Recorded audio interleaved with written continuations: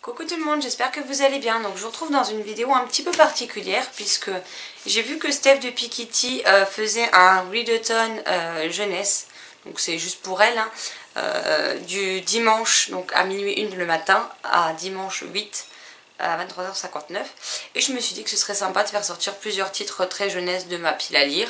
Et donc je me suis dit que j'allais faire une vidéo aussi et que comme ça j'allais participer également. Donc je vais tout d'abord, alors j'ai une sélection de quelques titres, je ne les lirai pas tous, mais je vais piocher dans cette sélection et essayer d'en lire un maximum pour les sortir de ma palle. Donc tout d'abord on a, je vous mets en la couverture ici, Louise et Etseni de Sophie Rigal-Goulard, publié chez Rajo.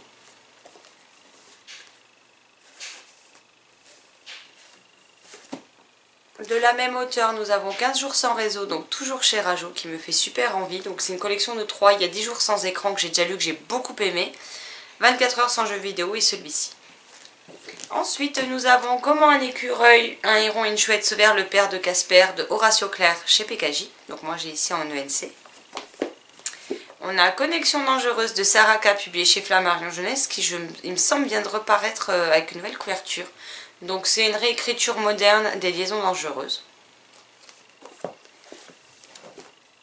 On a Émilie de Lise Kessler chez Hachette Roman, donc c'est avec une petite sirène, hein, si j'ai bien compris, qui me fait super envie. Vous voyez, c'est que des livres très courts quand même, puisque là je vous montre les 4 premiers que je vous ai présentés, ils sont pas bien épais. Ensuite nous avons Journal de l'autre pas si grand méchant loup, donc de la série L'envers des contes de Catherine Girard-Audet chez Ken Édition, qui est pareil, tout fin. Nous avons Tourbé de mon amour de Pierre Bottero chez Flammarion Jeunesse. Nous avons le tome 2 de Sarah Normal, un fantôme envahissant de Phoebe Rivers chez PKJ. Ainsi que le tome 3, La nuit des maléfices, et le tome 4 vient de sortir. Et nous avons Un si terrible secret de Evelyne Brissou-Pellen chez Rajo Poche. Et donc du coup, je vais m'en caser au moins un, mais je ne sais plus lequel est le premier dans les tomes d'Amandine Malabule, donc je vais aller regarder ça, et puis du coup je lirai le premier, voilà. Donc vous voyez, il n'y a pas non plus 150 livres, parce que je sais pertinemment que sinon je ne pourrais pas, dans tous les cas, là déjà les 10, je vais probablement pas réussir à tout lire, enfin 10, non, il y en a 11 maintenant. Donc voilà, mais j'ai très envie de me lancer dans ce challenge, c'est des défis courts qui me font super envie, puisqu'ils sont dans ma bibliopale 2018. Et que voilà, c'est l'occasion ou jamais de les sortir. Et du coup, on verra bien si j'y arrive ou pas. Et si j'y arrive pas, j'ai envie de vous dire, il n'y a pas mort d'homme. Hein. C'est pas grave, le but c'est d'en lire un maximum. On verra bien ce que ça donne.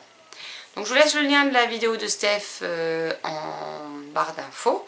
Donc n'hésitez pas à aller la voir. N'hésitez pas à me dire si vous comptez vous lancer un petit challenge vous aussi. Quels sont les titres que vous aurez choisis.